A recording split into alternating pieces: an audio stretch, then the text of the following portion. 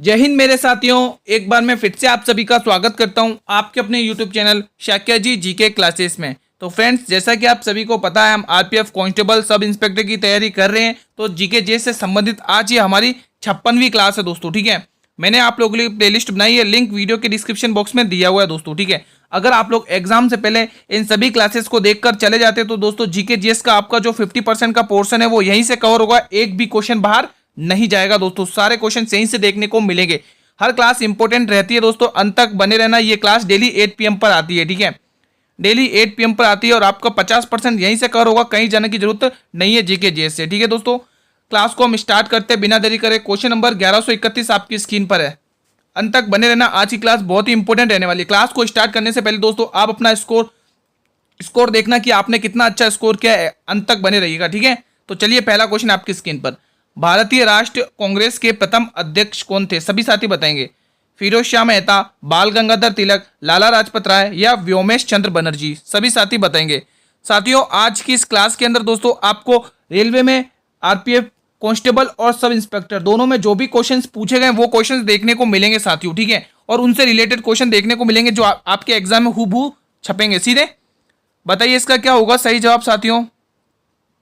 भारतीय राष्ट्र कांग्रेस के प्रथम अध्यक्ष कौन थे? तो यहां पर आप लोगों का सही जवाब जाएगा व्योमेश चंद्र बनर्जी दोस्तों। ठीक है, सभी को पता कांग्रेस का अधिवेशन 1885 में ये पहले अध्यक्ष बने थे दोस्तों, कांग्रेस का अध्यक्ष। ठीक है दोस्तों, अगला क्वेश्चन आपकी स्क्रीन पर है। Question number 1132 question. ठीक है, प्रार्थना समाज की स्थापना किसने की थी? दोस्तों आज टॉप 25 क्वेश्चन देखने को मिलेंगे, बहुत ही इंपॉर्टेंट। तो क्लास के अंत तक बने रहिएगा। वल्लभ भाई पटेल, राजा राम मोहन राय, स्वामी विवेकानंद या स्वामी दयानंद सरस्वती? प्रार्थना समाज की स्थापना किसने की थी साथियों? सभी साथी बताएंगे।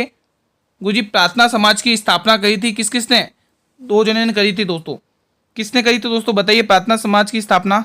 यहाँ पे ऑप्शन ही नहीं है दोस्तों, यहाँ पर ऑप्शन ही नहीं है। तो आप लोग इसका डायरेक्ट मैं आंसर बता देता हूँ। यहाँ पर ऑप्शन ही लिखा, माफी चाहता हूँ। तो इसका आप आंसर लिखिए आत्माराम पांडुरंग।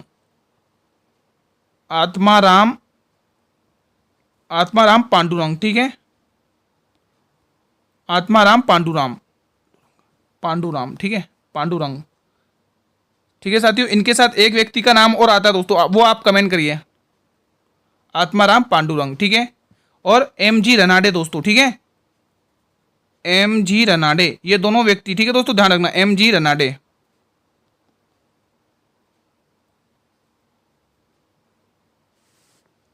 ठीक है साथियों, बढ़े अगले क्वेश्चन की तरफ। तो इस प्रश्न का यही सही जवाब होगा। ठीक है, इसमें ऑप्शन नहीं दिए, बाकी बात ठीक है।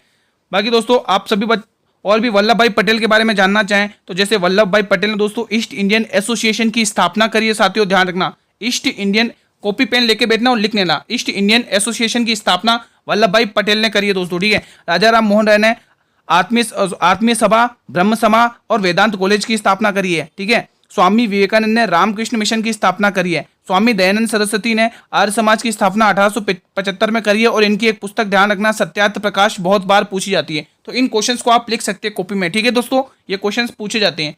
अगला क्वेश्चन आपकी स्क्रीन पर 1133। केंद्रक के अलावा कौन से कोशिकांग में डीएनए पाया जाता है? बताइए। लाइसोसोम, गोल्गी काय, सेंट्रियोल या माइटोकॉन्ड्रिया? सभी साथी बताएंगे। केंद्रक के अलावा कौन से कोशिकांग में डीएनए पाया जाता है? बहुत ही इंपॉर्टेंट क्वेश्चन है, सभी साथी बताएं। क्लास के अंत तक बने रहना साथियों, क्योंकि अभी तक जो भी आरपीएफ कांस्टेबल और सब इंस्पेक्टर से क्वेश्चंस पूछे गए हैं आपके जीके जीएस से रिलेटेड, वो क्वेश्चंस लेके आया हूं आपके लिए। ठीक है, ये क्लास डेली 8 PM पर चलेगी। आप लोगों को डेली बेसिस पर जुड़ना है और अंत तक बने रहेंगे। आप लोग कमेंट करेंगे कि आपने कितना स्कोर किया है साथियों। ठीक है, तो यहां पर आप लोगों के लिए डी ऑप्शन सही जाएगा, माइटोकॉन्ड्रिया, जिसको पावर ऑफ शेल कहा जाता है दोस्तों। इसको सूत्र कणिका के नाम से भी जाना जाता है ना, सूत्र कणिका के नाम से भी जाना जाता है। आज ज्यादा कोई थ्योरी नहीं लिखूंगा, सिर्फ फैक्ट बताऊंगा। ठीक है, सूत्र कणिका के नाम से भी जाना जाता है, क्योंकि बहुत सारे स्टूडेंट सोचते हैं कि गुरुजी तो थ्योरी पढ़ाते हैं। ठीक है, उन्हें ये नहीं पता कि ये क्वेश्चन सीधे फैक्ट एग्जाम में पूछे जाते हैं। ठीक है, अगला क्वेश्चन आपकी स्क्रीन पर है दोस्तों। सिलेक्शन लेना है तो जीके जीएस में अच्छी मेरिट बनानी है तो क्लास को डेली देखिएगा। मैं सही बोल रहा हूँ दोस्तों, गारंटी के साथ बोल रहा हूँ, एक भी क्वेश्चन बाहर नहीं जाएगा आप लोगों का। ठीक है, डॉक्टर बाबा साहेब अंबेडकर अंतर्राष्ट्रीय हवाई अड्डा कहां पर स्थित है? सभी साथी। जयपुर में, दिल्ली में, महाराष्ट्र में या वाराणसी में? सभी साथी बताएंगे क्या होगा इसका सही जवाब। डॉक्टर बाबा साहेब अम्बेडकर अंतर्राष्ट्रीय हवाई अड्डा कहाँ पर स्थित है? तो साथियों ये अड्डा स्थित है दोस्तों, हवाई अड्डा महाराष्ट्र में। साथियों कहाँ पर स्थित है ये? महाराष्ट्र में दोस्तों, महाराष्ट्र के नासिक जिले में, ठीक है, नासिक में, महाराष्ट्र के नासिक में, ठीक है दोस्तों। अगला क्वेश्चन आपकी स्क्रीन पर है, क्वेश्चन नंबर 1135। बिंदुसार के दरबार में निम्न में से कौन आया था? मेगस्थनीज, सिकंदर, निकेटर या डायमेकस? सभी साथी बताएंगे। बिंदुसार के दरबार में साथियों दो व्यक्ति आए थे दोस्तों। पहले व्यक्ति का तो मैं आपको आंसर ही बताता हूं, इसका सही ऑप्शन डी ऑप्शन होगा, डायमेकस आया था। और एक और आया था दोस्तों, एक और कौन सा आया था? फिलाडेल्फस प्लस फिलाडेल्फस भी ध्यान रखेंगे, ये दोनों आए थे बिंदुसार के दरबार में। फिलाडेल्फस, फिलाडेल्फस, ठीक है, फिलाडेल्फस भी आया था दोस्तों, ठीक है। अब बिंदुसार को दोस्तों और अन्य किन नामों से पूछा जाता है? इनके दो अन्य नाम पूछे जाते हैं, लिख लीजिएगा। दो नाम मैं बता देता हूं, तीन नाम बता देता हूं आप लोगों को, ठीक है। एक तो अमित घात दोस्तों, ये प्रीवियस ईयर आप रेलवे का जो आरपीएफ कांस्टेबल का एग्जाम है उसमें आप ये क्वेश्चन देख सकते हैं कि बिंदुसार का दूसरा नाम क्या? अमित घात जरूर दिया है दोस्तों, एग्जाम में जरूर पूछा, आप देख सकते हैं। दूसरा भद्रसेन, भद्रसेन, और तीसरा सिंहसेन, ठीक है, सिंहसेन। ये तीनों नाम आपको बिंदुसार से रिलेटेड आपको ध्यान में रखना है, सिंहसेन, ठीक है। आप एग्जाम के पेपर्स उठा के देख सकते हैं, ये क्वेश्चंस पूछे गए हैं, ठीक है। ऑप्शन नंबर डी सही जवाब। अगला प्रश्न आपकी स्क्रीन पर है, question number 1136। Atal Bihari Vajpayee stadium कहाँ पर स्थित है? मुंबई में, दिल्ली में, लखनऊ में या कोलकाता में? सभी साथी बताएंगे। और इसका अन्य नाम क्या है ये भी कमेंट करेंगे सभी साथी। अटल बिहारी वाजपेयी स्टेडियम कहाँ पर स्थित है? सभी साथी बताएं, इसका अन्य नाम भी बताएंगे अभी। तो पहले तो ये कहाँ पर स्थित है मैं बता देता हूँ, लखनऊ। ये शहर किसका? यूपी का दोस्तों, और यूपी की कैपिटल है ये, ठीक है, राजधानी है यूपी का। यूपी में ये अटल बिहारी वाजपेयी स्टेडियम स्थित है दोस्तों। इसको इकाना स्टेडियम के नाम से भी जाना जाता है, ये अदर नेम है, इकाना स्टेडियम। कहीं लिखकर आ जाए कि इकाना स्टेडियम कहाँ पर स्थित है तो आप लोग कंफ्यूज ना हो दोस्तों, इकाना स्टेडियम को ही अटल बिहारी वाजपेयी स्टेडियम कहा जाता है साथियों, ठीक है। अगला क्वेश्चन आपकी स्क्रीन पर है, हमारा अगला क्वेश्चन 1137 है। जहांगीर का मकबरा कहाँ पर स्थित है? दिल्ली में, सासाराम में, दौलताबाग में या लाहौर में? सभी साथी कमेंट करके बताएंगे अगर इस प्रश्न का जवाब आता है, ठीक है। क्या होगा इसका सही जवाब? जल्दी से बताएं। तो जहांगीर का मकबरा स्थित है साथियों, ध्यान रखेंगे, जहांगीर का मकबरा कहां पर स्थित है? लाहौर में। जहांगीर का मकबरा कहां पर स्थित है? लाहौर में। दौलताबाग में किसका मकबरा है? औरंगजेब का है, औरंगजेब का है, औरंगजेब, ठीक है। दौलताबाग में मकबरा किसका है? औरंगजेब का मकबरा है दौलताबाग में, ठीक है। दिल्ली में हुमायूं का है। सासाराम में दोस्तों बहुत ही इंपॉर्टेंट है, शेर शाह सूरी, शेर शाह सूरी। सासाराम दोस्तों बिहार में पड़ता है, ठीक है, ध्यान रखिएगा, सासाराम सूरी, ठीक है। तो ऑप्शन नंबर डी सही जवाब।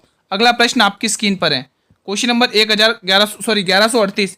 आईसीसी T20 विश्व कप का ब्रांड एम्बेसडर किसे नियुक्त किया गया है?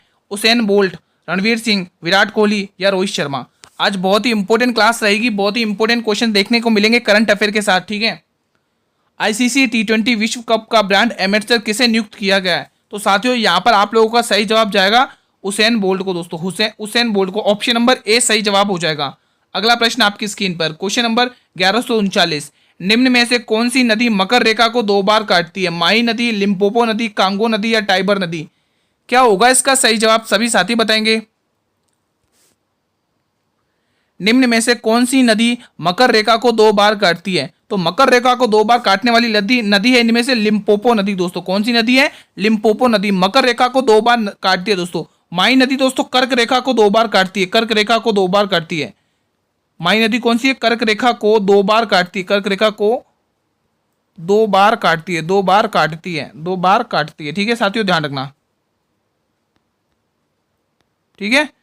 और जो दोस्तों ये कांगो रिवर है दोस्तों, भूमध्य रेखा को 2 बार काटती है, भूमध्य रेखा को, भूमध्य रेखा को, भूमध्य रेखा पर। और दोस्तों भूमध्य रेखा पर ही दोस्तों विक्टोरिया झील है, जहां विक्टोरिया झील स्थित है दोस्तों, ठीक है, ध्यान रखना। भूमध्य रेखा पर ही विक्टोरिया झील है, जहां से विक्टोरिया झील से ही दोस्तों आप सभी ने सुना होगा कि विश्व की सबसे लंबी नदी नील नदी का उद्गम होता है विक्टोरिया झील से ही। साउथ अफ्रीका की सबसे लंबी नदी है दोस्तों, ठीक है, ध्यान रखना। ये विक्टोरिया झील दोस्तों साउथ अफ्रीका की सबसे लंबी झील है दोस्तों, ध्यान रखना, ठीक है। तो आपका ऑप्शन नंबर बी सही जवाब। अगला क्वेश्चन आपकी स्क्रीन पर है, क्वेश्चन नंबर 1140। निम्न में से किस कोशिका के अंदर का कोशिका माना जाता है? निम्न में से किस कोशिका के अंदर का भाग कोशिका माना जाता है? क्लोरोप्लास्ट, राइबोसोम, गोल्गी काय या लाइसोसोम? निम्न में से किस कोशिका के अंदर का भाग कोशिका माना जाता है? सभी साथी कमेंट करेंगे। अंत में अपना स्कोर भी चेक करेंगे कि आपका स्कोर कैसा रहा साथियों, ठीक है? सभी साथी बताएंगे। तो साथियों इसका सही जवाब क्या होगा, जल्दी से कमेंट करें। तो यहां पे आप लोग क्लोरोप्लास्ट टिक करेंगे, ऑप्शन नंबर ए बिल्कुल सही जवाब हो जाएगा। अगले क्वेश्चन की तरफ बढ़ते हैं साथियों, ठीक है? क्वेश्चन नंबर 1141, स्वतंत्र भारत का प्रथम गवर्नर जनरल कौन था? कैनिंग, बैटन, माउंटबेटन, बेंटिंग या डफरिन? क्या होगा इसका सही जवाब, सभी स्टूडेंट्स बताएं। स्वतंत्र भारत का प्रथम गवर्नर जनरल कौन था, जल्दी से बताएं। तो विलियम बेंटिंग था दोस्तों। कौन था? William Bentinck. Option number C बिल्कुल सही जवाब हो जाएगा।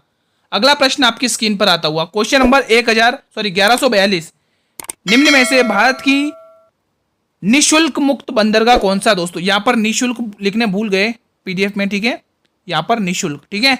बताइए, क्वेश्चन आपके सामने है। निम्न में से भारत का निशुल्क मुक्ति बंदरगाह कौन सा? कोची बंदरगाह, विशाखापट्टनम बंदरगाह, कांडला बंदरगाह, मुंबई बंदरगाह?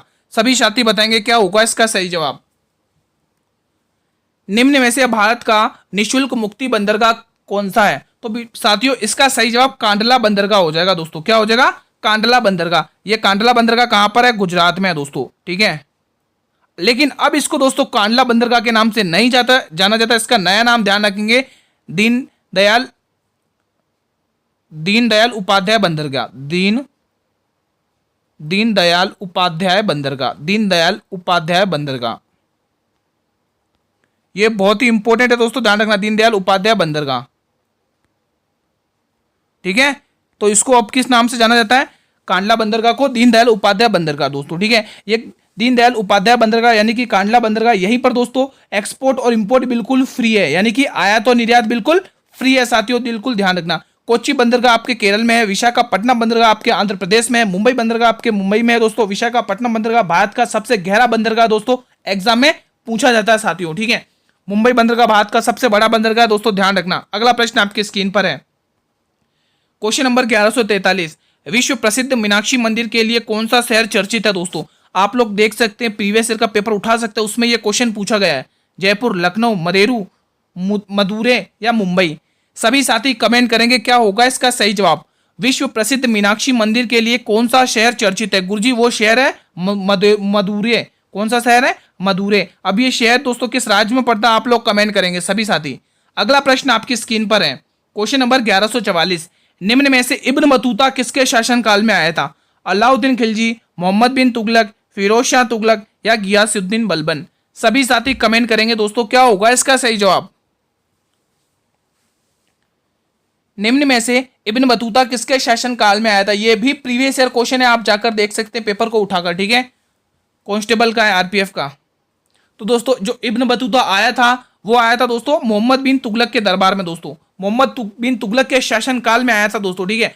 तो एग्जाम में क्वेश्चन पूछा गया कि इब्न बतूता किसके शासनकाल में आया था, तो आपका सही जवाब होगा मोहम्मद बिन तुगलक के शासनकाल में आया था। अगला प्रश्न आपकी स्क्रीन पर, 1145, प्रसिद्ध खिलाड़ी खशाबा जादव, ये भी एग्जाम में पूछा गया, यादव, ठीक है, का संबंध किस खेल से है?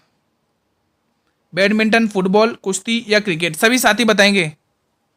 दोस्तों यादव हटाइए, जादव है, ठीक है? क्या होगा इसका सही जवाब, जल्दी से बताएं।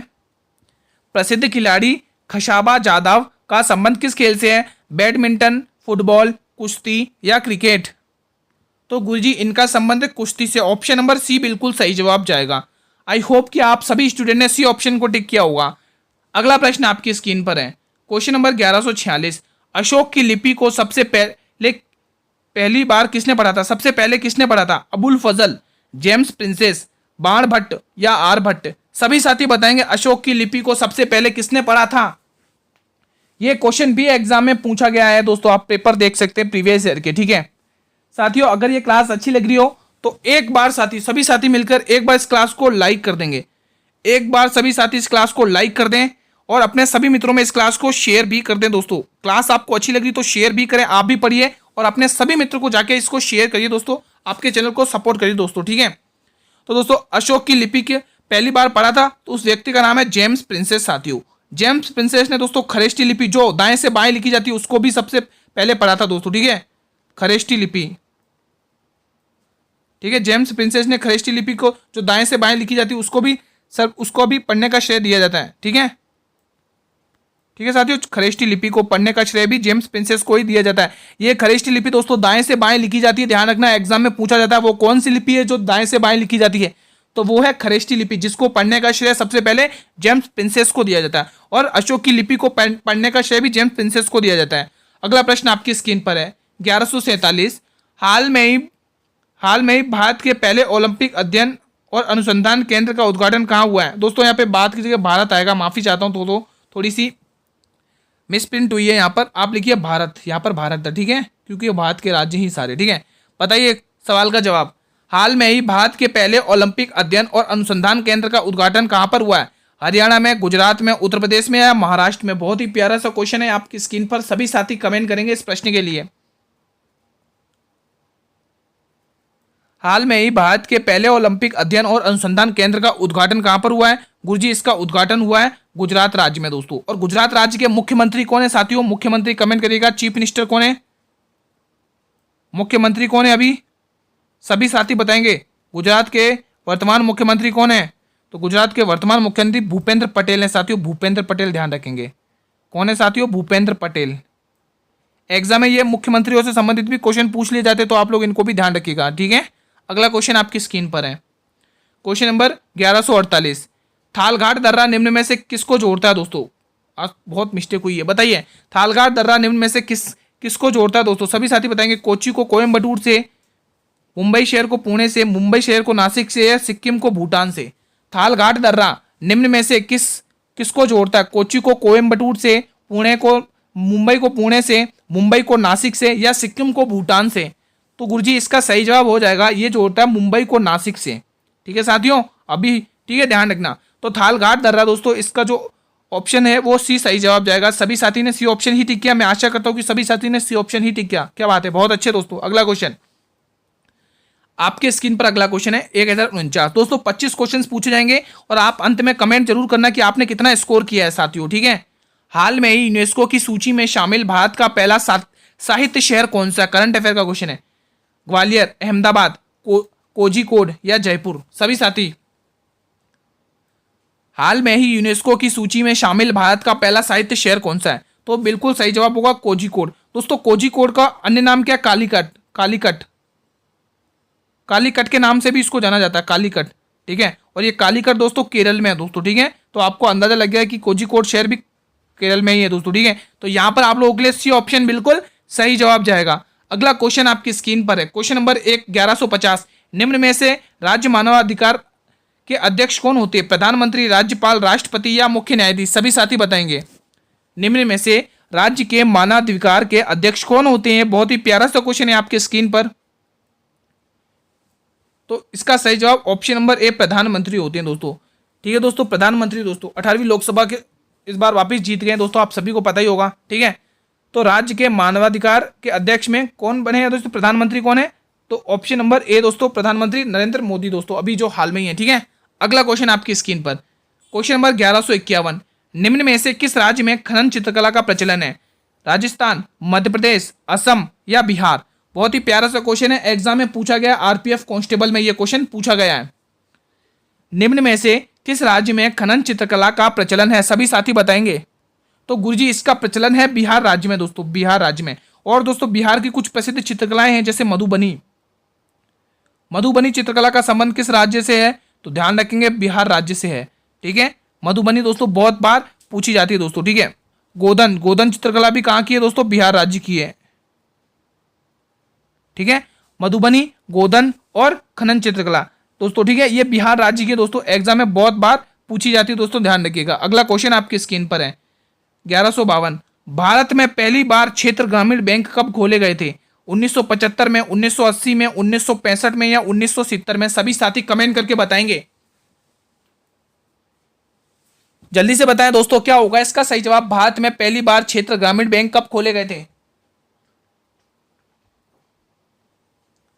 तो दोस्तों इसका सही जवाब हो जाएगा ऑप्शन नंबर ए, 1975 में ये खोले गए थे दोस्तों। सभी साथियों ने ऑप्शन नंबर ए ही टिक किया है, ठीक है दोस्तों, ऑप्शन नंबर ए बिल्कुल सही जवाब है।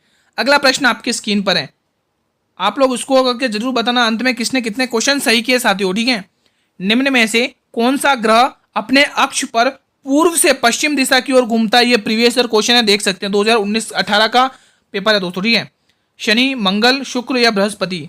बृहस्पति दोस्तों सौरमंडल का सबसे बड़ा ग्रह है दोस्तों, ध्यान रखना। ठीक है, निम्न में से कौन सा ग्रह अपने अक्ष पर पूर्व से पश्चिम की दिशा की ओर घूमता है? सभी साथी बताएंगे वो कौन सा ग्रह है। तो वो ग्रह है दोस्तों शुक्र ग्रह। दोस्तों कौन सा है साथियों? शुक्र ग्रह है दोस्तों। ठीक है, अपने अक्ष पर पूर्व से पश्चिम की ओर घूमने की दिशा में घूमने वाला ग्रह कौन सा है? शुक्र ग्रह। बृहस्पति दोस्तों सबसे बड़ा ग्रह है दोस्तों, सबसे बड़ा ग्रह। और उसके बाद दूसरा सबसे छोटा बड़ा ग्रह कौन सा? दूसरा सबसे बड़ा ग्रह, यहां पर लिख लो, दूसरा सबसे बड़ा ग्रह, दूसरा बड़ा ग्रह। ठीक है, पहला ये है, दूसरा ये। अगला क्वेश्चन आपकी स्क्रीन पर 1154, बहुत ही प्यारा सा क्वेश्चन है। निम्न में से कौन सी मिट्टी भारत के अधिकांश भाग में फैली हुई है? सभी साथी बताएंगे। कछारी मिट्टी, जालोर मिट्टी, काली मिट्टी या लाल मिट्टी? बहुत ही प्यारा सा क्वेश्चन है, एग्जाम में पूछा गया क्वेश्चन है, आप एग्जाम के पेपर्स उठाकर देख सकते हैं साथियों। ठीक है, क्लास को अंत तक वॉच करना दोस्तों, बहुत ही इंपॉर्टेंट क्लास है, एक भी क्वेश्चन मिस नहीं करना है, सभी के सभी प्रीवियस ईयर के क्वेश्चन हैं दोस्तों इसमें। ठीक है, तो निम्न में से कौन सी मिट्टी है वो जो भारत के अधिकांश भाग में फैली हुई? जल्दी से बताएं। तो यहां पर आप लोगों के लिए बिल्कुल सही जवाब कौन सा होगा? जालोर मिट्टी दोस्तों। जालोर मिट्टी आप देखेंगे भारत में बहुत सारी जगहों पे दोस्तों, बहुत सारे भागों में दोस्तों जालोर मिट्टी पाई जाती है दोस्तों, सर्वाधिक इसका विस्तार है दोस्तों। ठीक है, तो जिन बच्चों ने काली मिट्टी टिक किया, गलत टिक किया है। डी वाले ऑप्शन भी गलत है, ए ऑप्शन भी गलत है, बिल्कुल बी ऑप्शन सही जवाब जाएगा जिन भी स्टूडेंट ने बी ऑप्शन को टिक किया है। नेक्स्ट क्वेश्चन आपकी स्क्रीन पर, यह क्लास का अंतिम प्रश्न है, बहुत ही शानदार है, सभी साथी कमेंट करेंगे। ठीक है, निम्न में से कौन सी झील गोदावरी और कृष्णा के त्रिकोण में पाई जाती है? दोस्तों त्रिकोण में पाई जाती है, ये क्वेश्चन भी प्रीवियस ईयर का एग्जाम का है दोस्तों, आप देख सकते हैं। ठीक है, पुलिकर झील, सांबर झील, कोलेरू झील, लोकटक झील? सभी साथी बताएंगे क्या होगा इसका सही जवाब।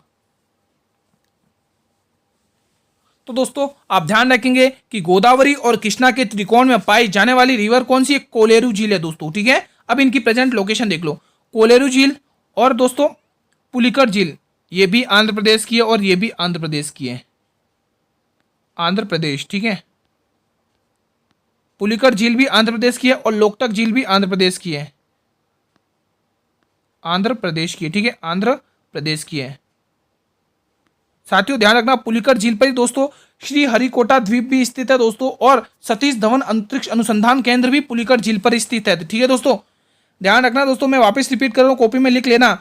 श्री हरिकोटा द्वीप पुलिकर झील पर देखने को मिलेगा, और दोस्तों सतीश धवन अनुसंधान केंद्र भी आपको पुलिकर झील पर ही देखने को मिलेगा। सांबर झील दोस्तों भारत की सबसे लवणता वाली झील है, जो राजस्थान के जयपुर में है दोस्तों। सांबर झील जयपुर भारत की सबसे लवणता वाली झील है दोस्तों, एग्जाम में पूछा जाता है। और विश्व की सबसे लवणता झील पूछे तो वोन झील तुर्की की। ठीक है दोस्तों, ध्यान रखना। और यहां पर लिखा लोकटक झील दोस्तों मणिपुर की है दोस्तों, मणिपुर की। कहां की है ये? मणिपुर की साथियों, ये झील कहां की है? मणिपुर की। मणिपुर झील पर ही दोस्तों आपको तैरता हुआ राष्ट्र उद्यान देखने को मिलेगा, जिसका नाम है किबुल लामजाओ राष्ट्र उद्यान। बहुत बार एग्जाम में पूछा गया, कॉपी पेन लेकर बैठे और इनको नोट डाउन कर लें फटाफट से। लोकटक झील दोस्तों मणिपुर की है, और मणिपुर में दोस्तों आप ध्यान रखेंगे कि कौन सा वो उद्यान देखने को मिलेगा? किबुल लामजाओ उद्यान दोस्तों। ठीक है, ध्यान रखना। और दोस्तों लोकटक झील की मणिपुर की दोस्तों आपको एक प्रसिद्ध युद्ध कला ध्यान रखनी, थांगटा युद्ध कला मणिपुर की बहुत ही फेमस है दोस्तों, बहुत बार एग्जाम में पूछी गई है साथियों। ठीक है साथियों, तो यहां पर आई होप कि आप स्क्रीनशॉट ले लें, या फिर क्लास की पीडीएफ आपको टेलीग्राम चैनल मिल जाएगी साथियों। ठीक है, तो हम आज की क्लास को यहीं पर वाइंड अप कंप्लीट करते हैं। ठीक है, यहीं पर वाइंड अप करते हैं। हमारी आज आरपीएफ की 56 क्लासेस कंप्लीट हो गई हैं दोस्तों, 56 क्लासेस। प्लेलिस्ट बनाई है, वीडियो के डिस्क्रिप्शन में प्लेलिस्ट का लिंक दिया हुआ है। अगर आप लोग जीके जीएस को बहुत ही मजबूत और अच्छा करना चाहते हैं तो डेली क्लास से जुड़िए, इस प्लेलिस्ट को डेली देखिए, मैं गारंटी के साथ कह रहा हूं एक भी क्वेश्चन बाहर नहीं जाने दूंगा साथियों। ठीक है साथियों, यहां पर भी 25 क्वेश्चन आज हमने कवर किए हैं। ठीक है, अब आप मुझे बताइए कि आपने इन 25 में से कितना स्कोर किया है। ईमानदारी से सभी साथी बताएंगे अपने स्कोर को, कितना स्कोर किया दोस्तों। ठीक है दोस्तों, पूरी मेहनत करी जा रही है सिर्फ आप लोगों के लिए। आप लोग सिलेक्शन लीजिए और अपने माता पिता का नाम रोशन करिए साथियों। ठीक है, अच्छे से बताएं, सभी साथी बताएं कितने क्वेश्चन सही किए हैं। ठीक है साथियों, क्लास कैसी लगी कमेंट जरूर करें दोस्तों। अगर ये क्लास आपको अच्छी लगी, लगता है ये कंटेंट आपके लिए इंपॉर्टेंट है, तो एक बार मिलकर सभी साथी इस क्लास को लाइक करेंगे दोस्तों। लाइक वाइक कर दें सभी साथी, क्लास बहुत ही इंपॉर्टेंट थी आप लोगों के लिए। प्रीवियस ईयर बहुत सारे क्वेश्चंस देखने को मिले होंगे, मैं आशा करता हूं कि आप लोगों ने भी अच्छा स्कोर किया होगा साथियों। ठीक है, अगर दोस्तों अगर आप लोग चैनल पर पहली बार विजिट कर रहे हो तो एक बार इस चैनल को सब्सक्राइब जरूर कर लेना और बेल नोटिफिकेशन को भी प्रेस कर लेना, ताकि मैं जब भी क्लास को लेकर आऊं यूट्यूब पर तो सबसे पहले यूट्यूब नोटिफिकेशन आप लोगों को ही भेजेगा साथियों। ठीक है, और इंपॉर्टेंट बात मैं बता देता हूं दोस्तों, अभी तक हमने कितनी, आज हमारी कंप्लीट हो गई 56 क्लासेस, और इन सभी 56 क्लासेस की दोस्तों मैंने पीडीएफ टेलीग्राम चैनल पर अपलोड कर दी है।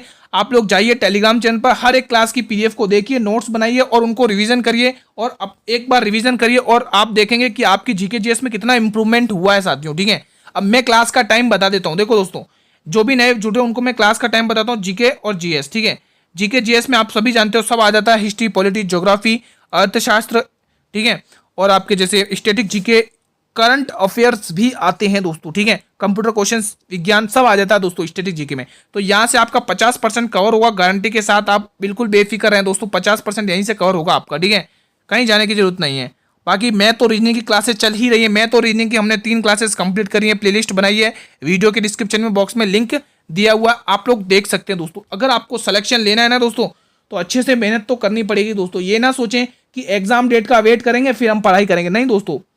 एग्जाम डेट से पहले अपनी तैयारी को बरकरार रखें, फिर जब एग्जाम डेट आएगी सिर्फ आपका रिवीजन रहेगा और कुछ नहीं दोस्तों। वही बच्चा सिलेक्शन लेता है जो दोस्तों पहले से ही रणनीति बनाकर रखता है दोस्तों। ठीक है, ये ध्यान रखना दोस्तों। ठीक है, आप जिस चीज़ को जितना समय देंगे वो चीज़ आपको समय देगी दोस्तों। ठीक है, आपके सिलेक्शन लेने में मदद करेगी। प्लेलिस्ट के लिए दोस्तों, सॉरी पीडीएफ के लिए फ्री ऑफ कॉस्ट आप सभी को पता है पीडीएफ मिल ही रही है। जिसने टेलीग्राम चैनल को ज्वाइन नहीं किया है, लिंक आपको वीडियो के डिस्क्रिप्शन बॉक्स में दिया हुआ, टेलीग्राम चैनल को ज्वाइन करिए दोस्तों। ठीक है, कल हम साथियों इसी टाइम पर मिलेंगे, तब तक के लिए मित्रों जय हिंद, जय भारत, वंदे मातरम, धन्यवाद।